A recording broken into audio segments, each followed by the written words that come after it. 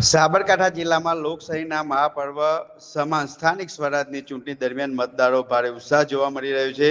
વહેલી સવારે જ મતદાન મથકો પર લોકોની લાઈનો જોવા મળી રહી છે। તે પ્રાંતિજ તલોદ વિસ્તારના ધારાસભ્ય અને પૂર્વ પુરવઠા મંત્રી ગજેન્દ્રસિંહ પરમાર પર લોકશાહી પ્રત્યેની પોતાની જવાબદારી નિભાવતા મતદાન માટે પહોંચ્યા હતા।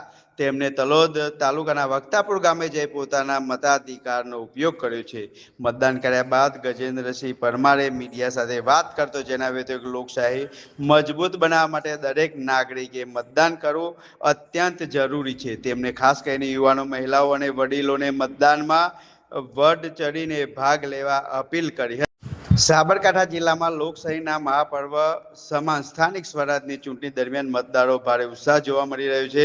વહેલી સવારે જ મતદાન મથકો પર લોકોની લાઈનો જોવા મળી રહી છે। તે પ્રાંતિજ મારા ગામ મારા વતન ખાતે વક્તાપુર ખાતે તાલુકા જિલ્લા પંચાયતના સ્થાનિક સ્વરાજ્યની ચૂંટણીમાં આજે હું પોતે જ મારા બૂથ પર મતદાન કર્યું અને સાથે સાથે હું બધાને આહવાન કરું છું કે ગરમી ખૂબ હોય પણ વહેલામાં વહેલી તકે મતદાન કરી દે, સવારના સમયે મતદાન કરી દે અને બપોર પછી ગરમી ખૂબ વધી જવાની હોય તો મારી બધાને અપીલ કે આપ મતદાન ખૂબ જરૂર છે। ચૂંટણીનો મોટો પ્રસંગ ઇલેક્શન એ મારી બધાની વિનંતી ખૂબ મતદાન કરો અને તમારો કિંમતી મત ખૂબ જરૂરી છે।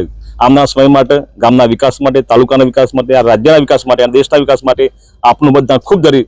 તમારી બધાને બે હાથ જોડીને વિનંતી કે આપ ખૂબ મતદાન કરો એવી આશા સાથે ભારત માતા કી જય, વંદે માતરમ।